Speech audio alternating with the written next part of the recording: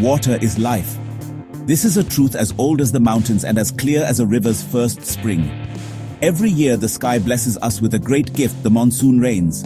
These rains are meant to fill our wells, nourish our soil, and give life to every seed and creature. But we have forgotten how to receive this gift. We watch as this precious water flows away from us, down our streets and into drains, lost forever to the sea. It is a treasure we are throwing away, a blessing we are failing to accept. This is a great sadness for our land and for our children who will inherit it from us. At the same time that we waste this life-giving rain, the earth beneath our feet grows thirsty. The groundwater, the deep hidden rivers that have sustained our ancestors for generations, is falling. Our wells are running dry. Our hand pumps bring up air instead of water. We are taking more from our Mother Earth than we are giving back to her, and she is becoming tired. This is not a problem for a distant future. It is a crisis that is knocking on our doors today, in our villages and in our cities, affecting the poorest and the most vulnerable among us. Look at our cities. They are marvels of human effort, full of tall buildings, wide roads, and bustling markets. We have built them with concrete, tar, and stone. But in doing so, we have accidentally created vast deserts where water cannot enter the ground.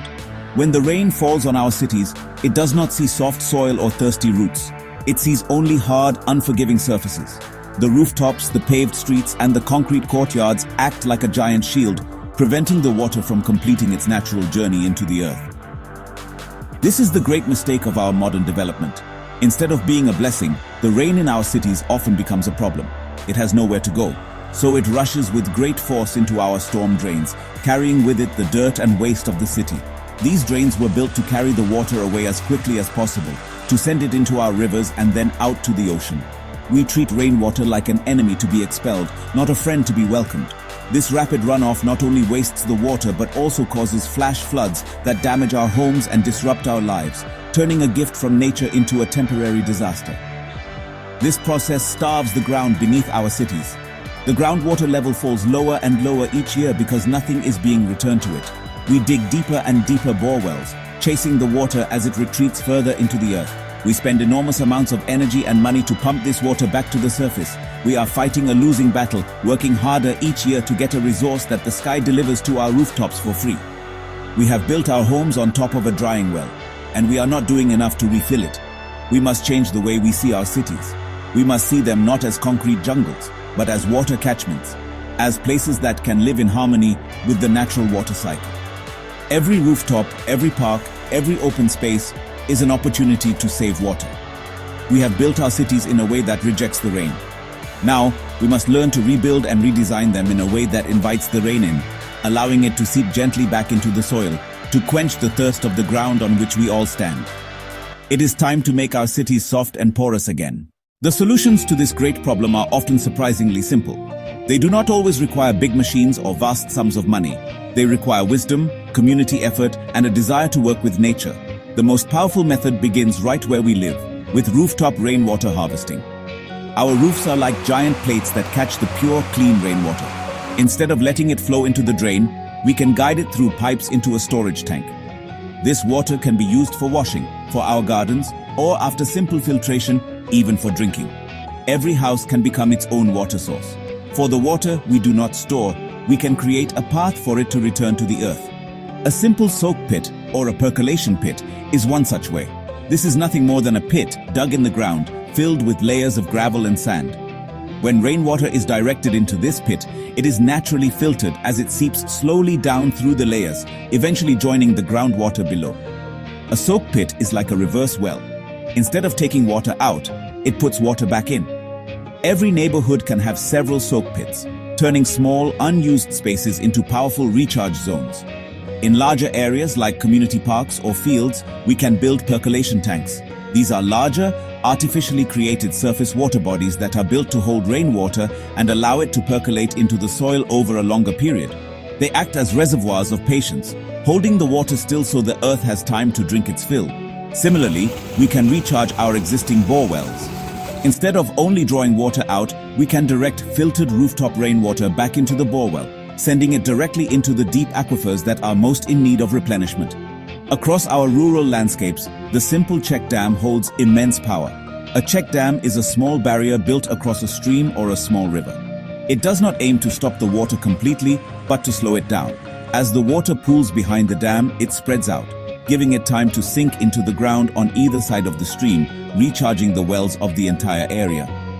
These small structures, built with local materials and local hands, can revive a whole region, turning dry streams into flowing lifelines and barren fields into green farms. Let us follow the journey of a single drop of rain. When we save it, we give it, a new purpose.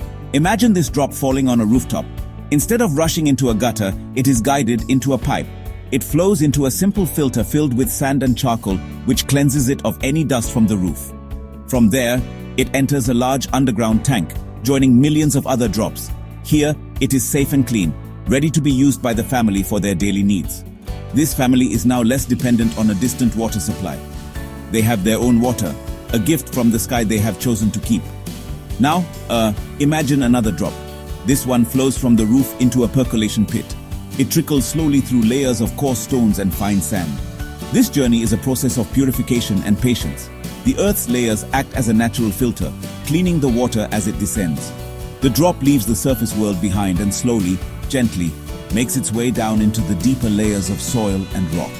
It is on a sacred journey home, back to the great underground reserves from which all life on the surface ultimately springs. It is a deposit into our planet's water bank account.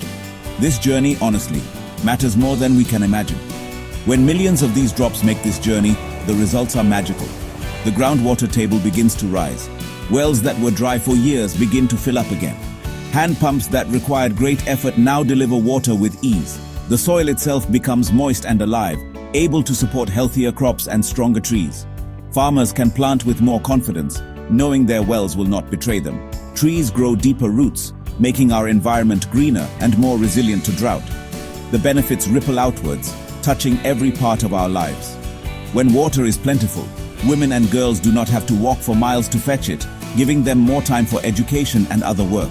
With more water for agriculture, our food security increases. Our villages and cities become more self-reliant, better prepared for the challenges of a changing climate.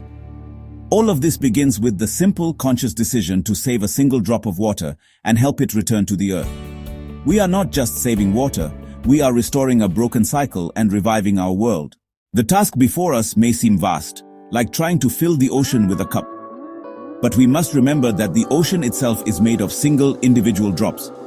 The journey to water security for our nation does not begin with a grand government decree or a massive, expensive project.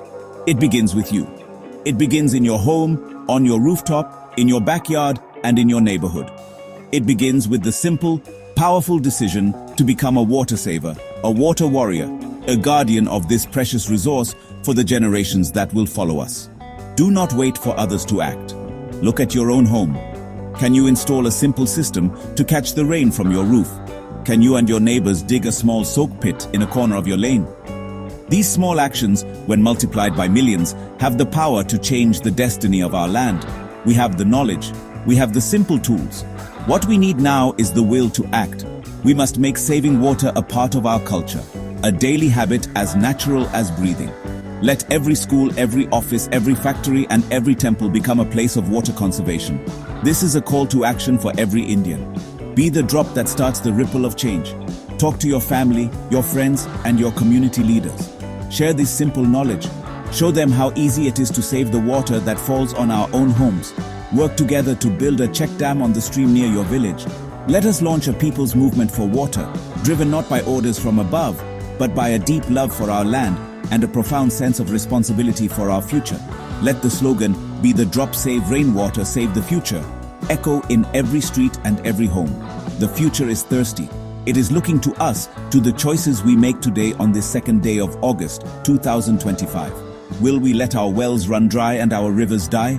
Or will we become a generation that learn to welcome the rain, to replenish the earth, and to secure a future filled with life and water for all? The choice is ours. Let us choose wisdom. Let us choose action. Let us choose life. Start today. Start now. Save every drop you can. Your drop matters. It can help save our future.